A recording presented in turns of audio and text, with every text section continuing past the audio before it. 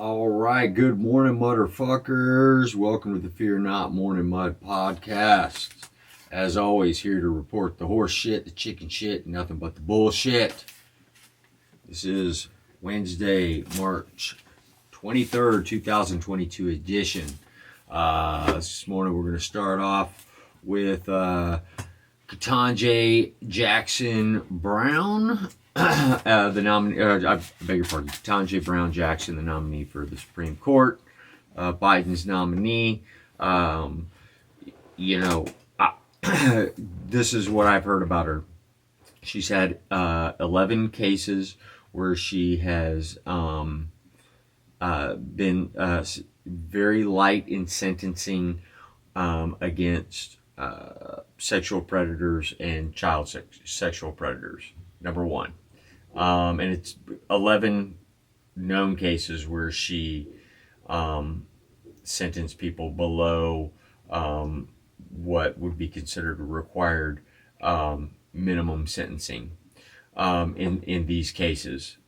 Specifically, 11 of them. So a couple of them, I thought this about this for a second. I thought, well, there are things that they will punish you for that aren't necessarily, for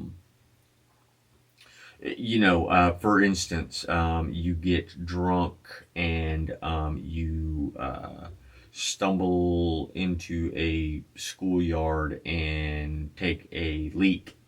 Well, if there are children present, and listen, I'm not defending that behavior either, and that's definitely punishable.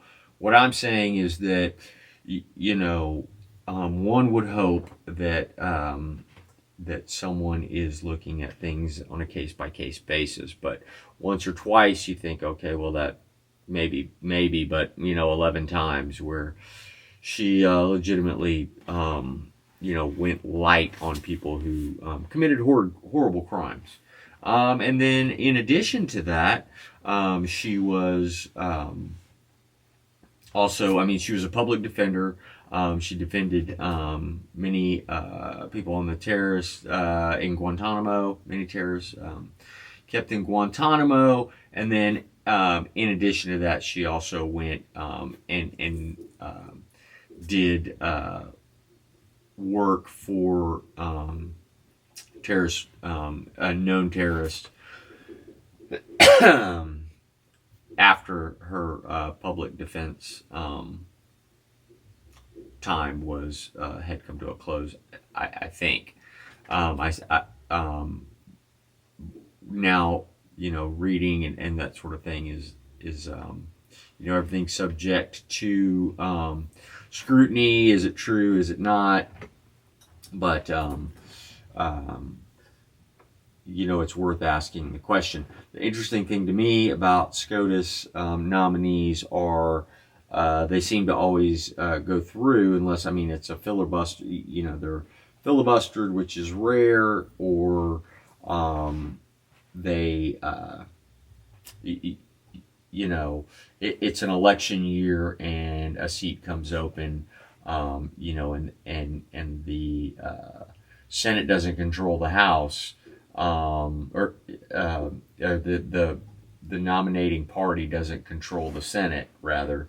Then it's it could get pushed away, as we saw at the end of Obama's term, when they would not nominate his SCOTUS pick. They chose to wait to fill the seat until they got a Republican president, which they did. Best president we've had in my lifetime. And then we got two or three nominees on the bench, and which is important. And I don't understand why everyone wouldn't want a traditional constitutional lawyer, but what do I know?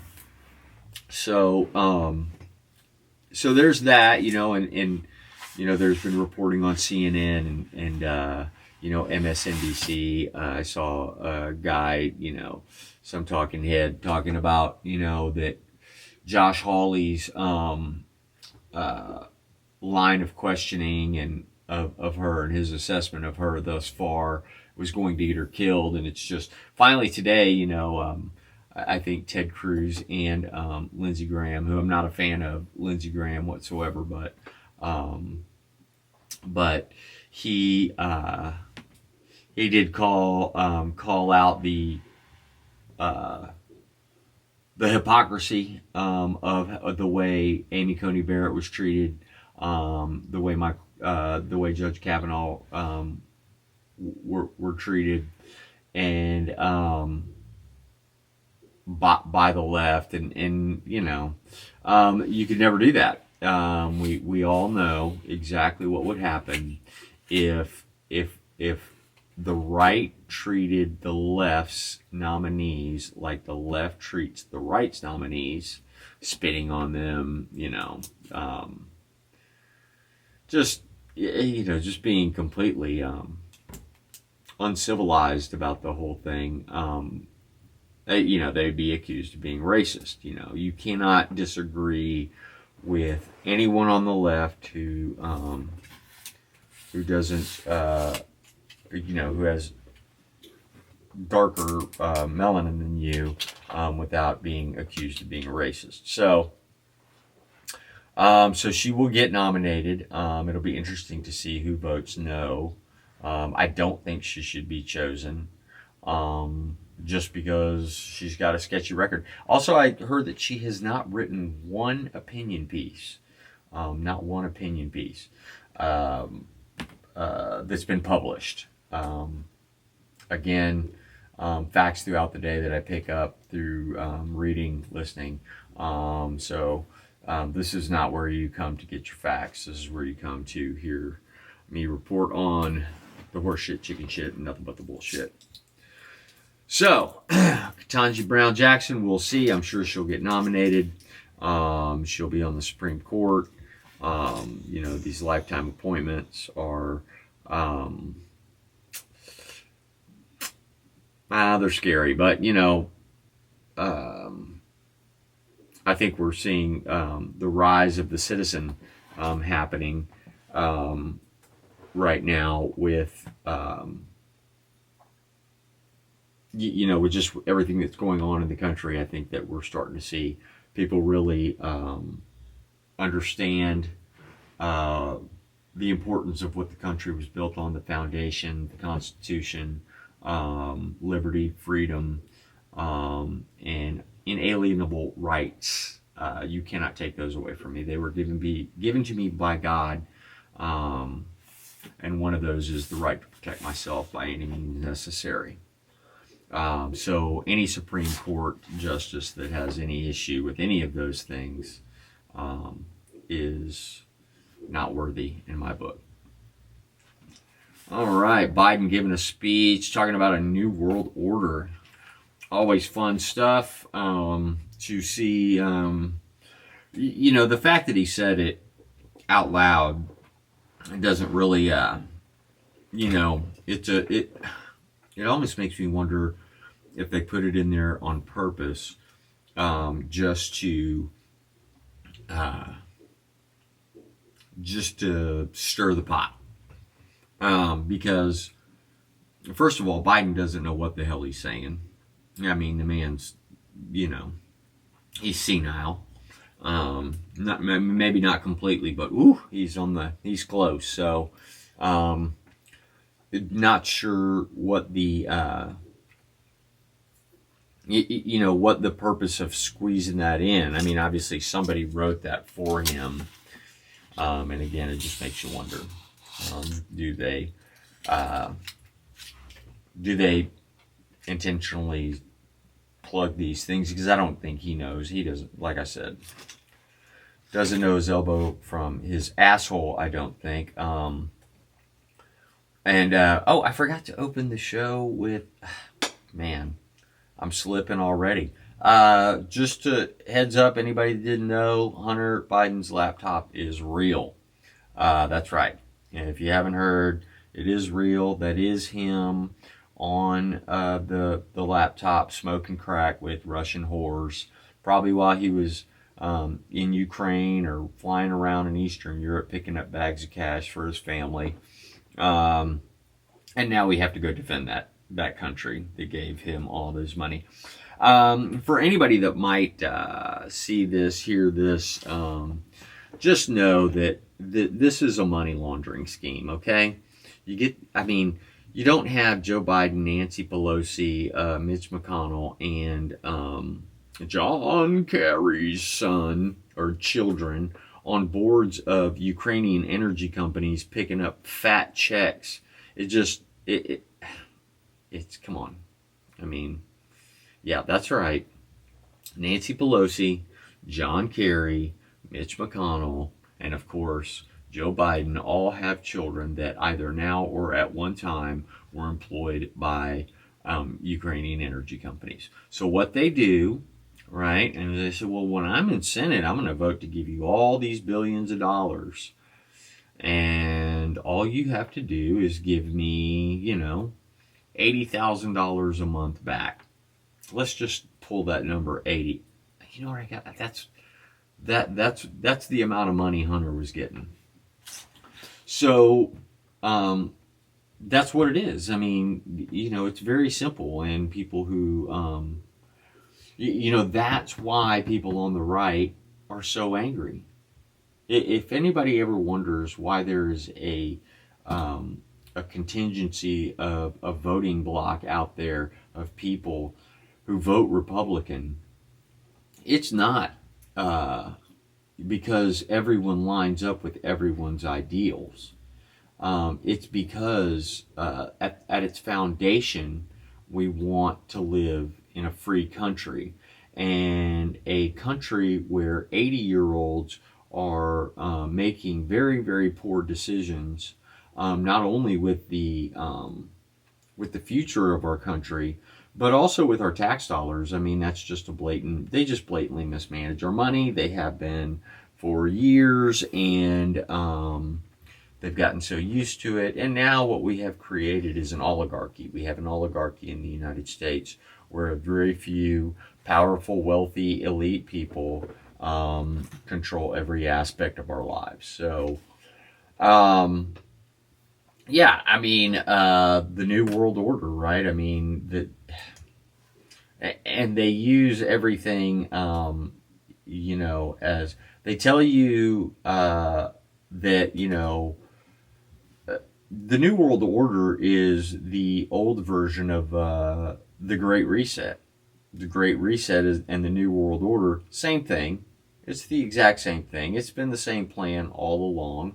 And the Great Reset, you go to mainstream media and they'll tell you, oh my gosh, that's such a bunch of conspiracy theory, QAnon nonsense. But it's funny, there was a book written by Klaus Schwab, the author of The Great Reset, in which he very clearly outlines in detail how they plan to restructure society where there is absolutely no ownership. You will own nothing. You will love it. You will have a small apartment. You'll live in urban centers. You won't have a car. You won't have a house. You will have a computer and a video game and, some really, really good government food, I'm sure. And, they just want to, it's just easier to control people when they keep you on the dole. I think we've learned over the last couple of years that given the opportunity, people will sit at the house, and do nothing. But that is not how a productive, free, capitalist society works. And there's always room for social ladders, social ladders. That's what we don't have. We just have a bunch of social handouts, and that just makes people dependent on the system.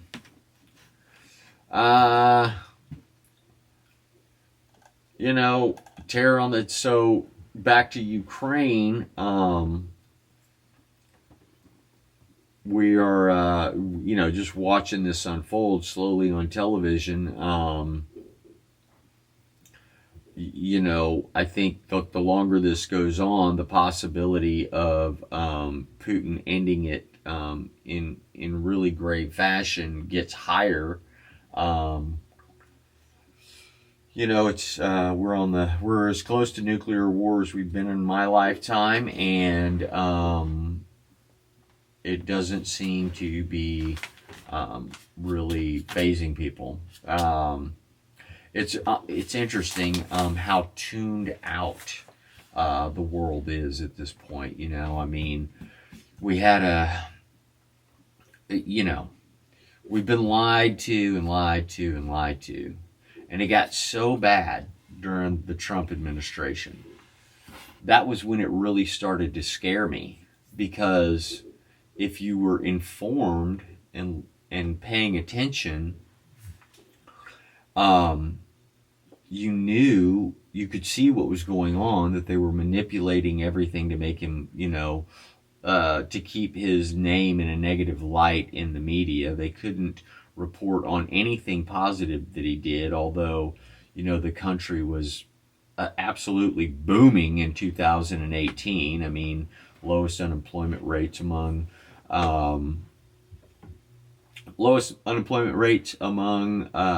blacks, Hispanics, women. I mean, it was amazing, and the economy was booming. We were energy independent, which makes us more secure. That's an undeniable fact, that energy security makes us more secure. So we had that, and we were working on getting the border. I think there would have been more done had it not had been a fight in federal court every step of the way, but it will get done. And this is not about the wall is not about keeping Mexicans out. It is about security and safety and the right thing to do in a country. So quit the dialogue. Quit telling yourself that everybody and everything is racist. It's just not true. Okay? All right. So back to the war, the possibility of Putin, escalating this thing to finish his objective. I mean, that gets higher and higher. But yeah, so we're closer to nuclear war. COVID completely confused the hell out of everybody. Made them so scared, and you can tell the people who lived in fear, because they're still walking around with masks on, yeah, I got news for you too. Breaking, it's over. COVID's over. Anthony Fauci's gone. As soon as the next president comes into office, be it Trump or DeSantis, that little lab coat tyrant is done. And so should a lot of other things. I mean, we should really, whoever the next president is, we should have control of the House and hopefully the Senate. It's not looking good for Democrats in this election year. They're going to get their clock cleaned. They know it. I think this has a lot to do with why. I think this has a lot to do with why. Excuse me. I think this has a lot to do with why their agenda is trying to get pushed through so quickly, is because they want to, because they know they're on borrowed time. Democrats know they're on borrowed time, so they're just trying to do everything they can to accomplish any one of their ridiculous goals before November. So, yeah, we'll see. Yeah, that's it, I think. I hope everybody has a great Wednesday, hump day. Oh, Breaking news, Hillary Clinton says she has COVID-19 and reveals her symptoms. I hope she doesn't die. Wink, wink. Thanks, folks. Have a great Wednesday. We'll see you later.